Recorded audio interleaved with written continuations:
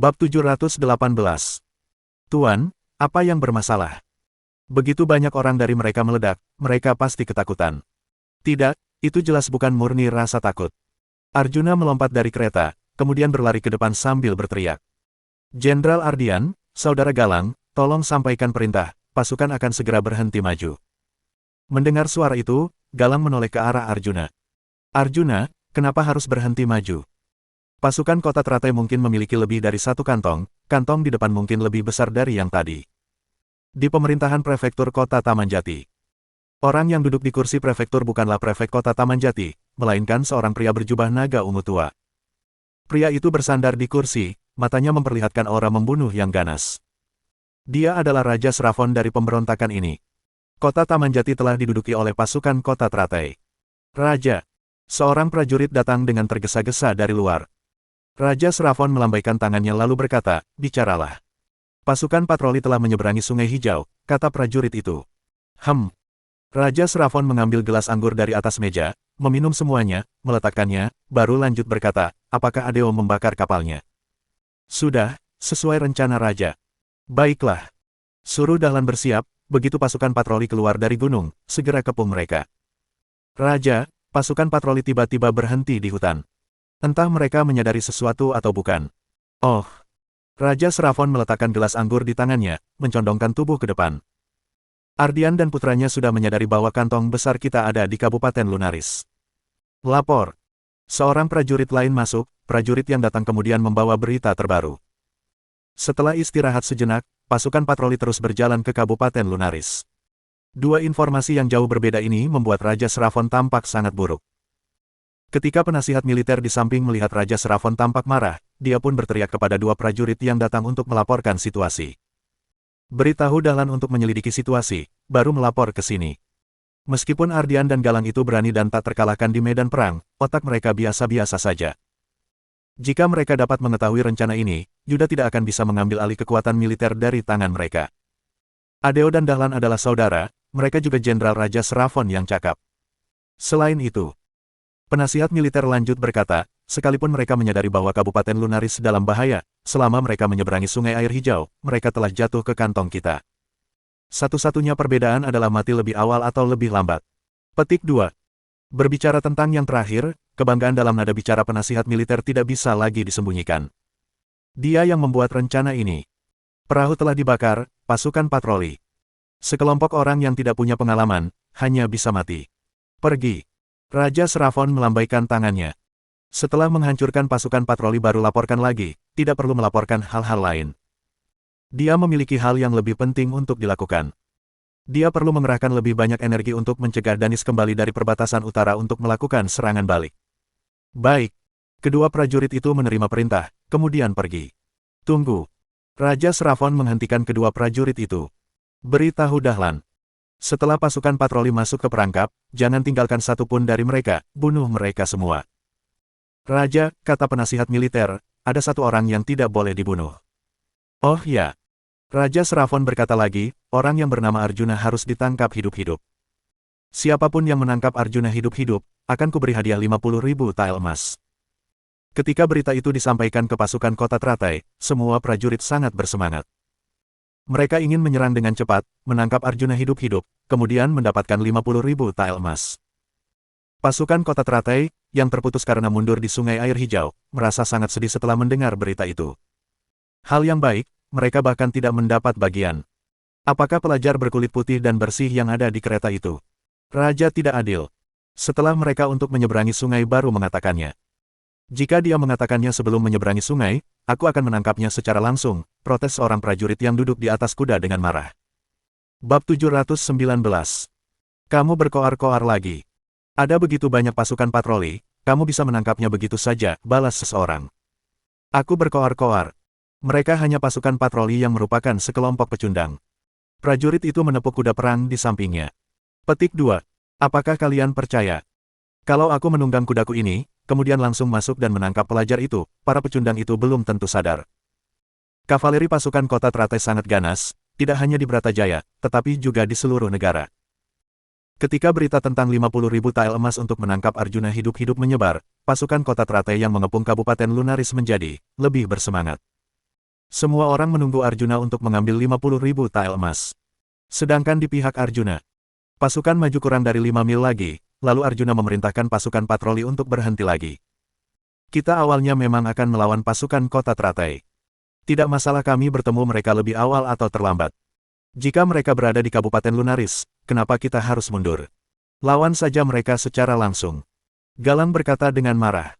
Dia hanya ingin mengambil pedang untuk melawan pasukan kota teratai. Sekarang bersembunyi-sembunyi membuatnya tidak nyaman. Kak Galang, kita memang akan melawan pasukan kota teratai cepat atau lambat, tapi jelas tidak sekarang. Arjuna juga tampak serius. Dia mengajukan diri untuk keluar, bukan untuk memamerkan kepahlawanannya, tetapi untuk mengalahkan para pemberontak dan melindungi wilayah Bratajaya. Dengan kekuatan tempur pasukan patroli, hanya dengan bertarung kecerdasan dengan pasukan kota teratai mereka baru memiliki kesempatan untuk menang. Jika konfrontasi langsung, mereka akan dikalahkan dalam waktu 3 hari. Galang, jangan impulsif, dengarkan Yang Mulia Arjuna. Ardian menghentikan Galang yang masih hendak berbicara. Lalu dia berbalik untuk bertanya kepada Arjuna. Yang Mulia Arjuna, kalau kita tidak bisa bertarung sekarang, kenapa kamu membiarkan pasukan bergerak maju setelah menghentikannya tadi? Ketika Ardian menunjuk, tidak lama setelah Arjuna menghentikan, dia menyuruh pasukan lanjut bergerak maju. Aku melakukan ini untuk membingungkan Raja Srafon. Bukankah kita sekelompok prajurit payah?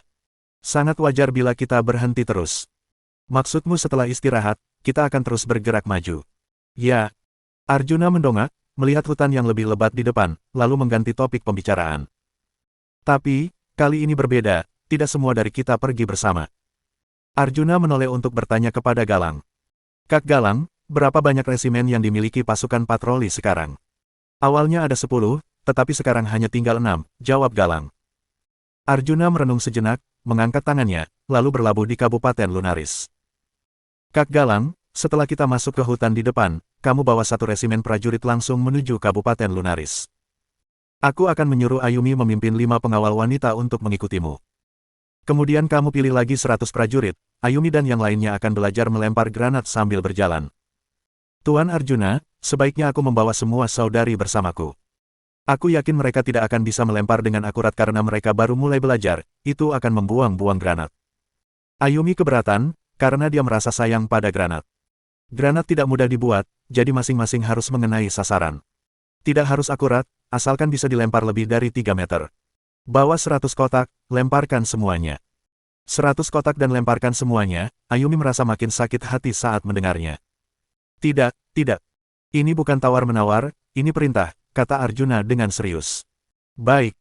Bahkan jika Ayumi tidak rela dalam hatinya, dia tetap harus berbicara dengan keras. Saat membawa granat melewati Arjuna, Arjuna mendapati bahwa semua gadis memasang wajah cemberut dan hampir menangis karena sakit hati. Arjuna tidak punya pilihan selain berkata, jangan merasa sayang, selama kita berhasil mencapai kota Perai, Yang Mulia Esan memiliki puluhan ribu kotak untuk kalian gunakan. Petik 2. Selama lebih dari 1 tahun di ibu kota, Arjuna tidak hanya memiliki pertikaian politik dengan Yuda. Di balik layar, dia juga secara diam-diam membangun pasukan yang terdiri dari lebih dari 3.000 orang. Pasukan tersebut memiliki 2 pemimpin. Bab 720. Pemimpin kedua adalah biksu dari penjara air. Biksu tersebut kini telah sepenuhnya tunduk kepada Arjuna. Dia adalah seniman bela diri yang hebat dan bertanggung jawab atas pelatihan militer bagi personel militer. Pemimpin pertama adalah Rizal. Rizal adalah orang kepercayaan Arga dan sepenuhnya dapat dipercaya. Dia dikirim ke Kabupaten Damai oleh Arga sejak awal, tidak seperti Dharma yang berada dalam jangkauan pengawasan Yuda. Jadi Rizal adalah pilihan terbaik. Pasukan Rizal tidak datang bersama Arjuna. Arjuna khawatir begitu dia meninggalkan ibu kota, Yuda akan menyuruh garda ibu kota Rendra memberontak. Sebagai penembak jitu, Rizal tidak hanya tenang, tetapi juga memiliki kecerdasan otak. Arjuna mengajari Rizal cara membuat granat.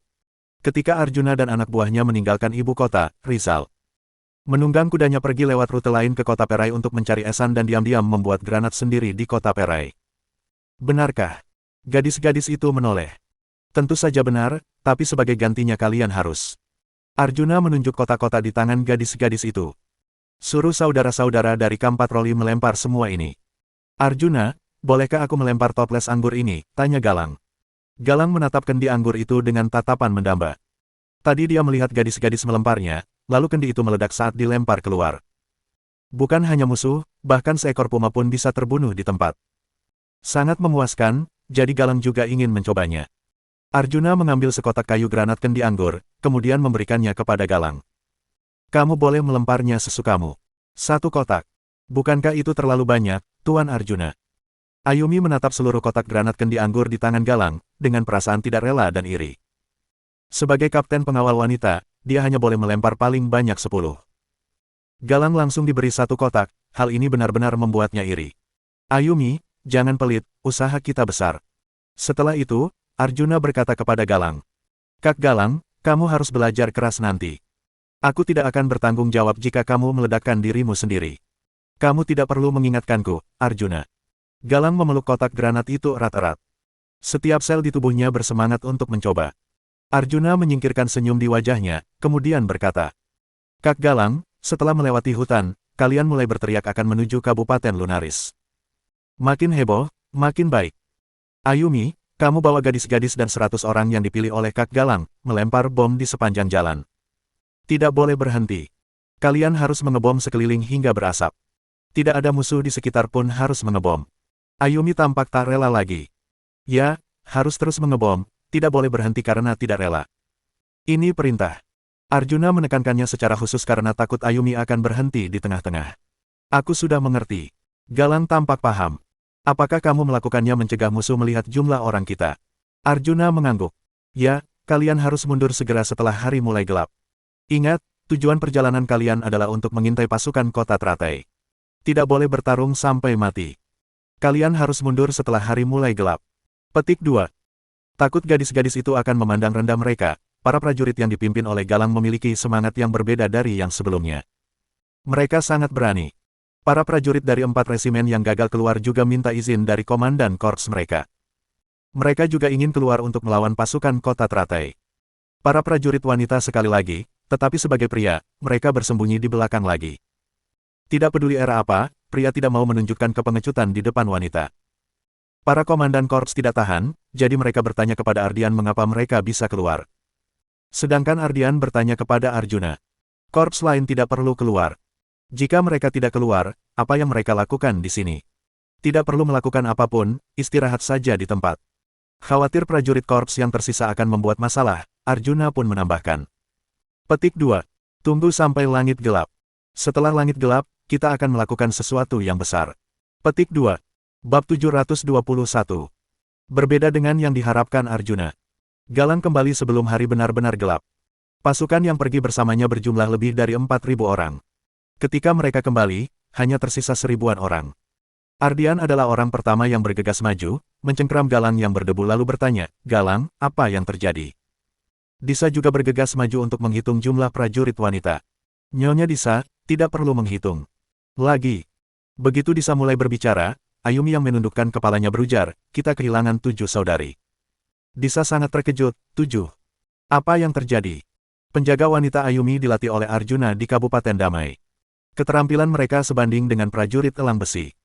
Prajurit elang besi adalah prajurit paling serba bisa di ketentaraan, mirip dengan pasukan khusus modern.